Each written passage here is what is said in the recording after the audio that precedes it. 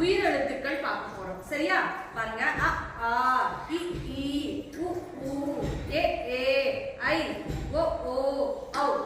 இப்போ இதை இன்னும் நல்லா தெளிவா படிக்கணும்னா பின்னாடி இருந்து படிச்சு வரணும். ஔ ஓ ஓ ஐ ஏ ஏ ஊ உ ஈ இ ஆ ஆ.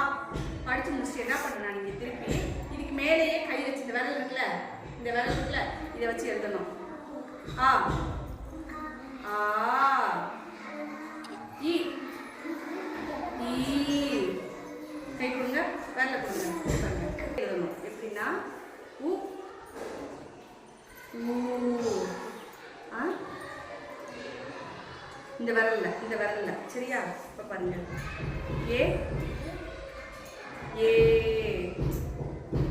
இப்போ இது என்னடா? ஐ. அடுத்து ஓ. கரெக்ட். அப்படி இது மாதிரி எழுதிடணும்.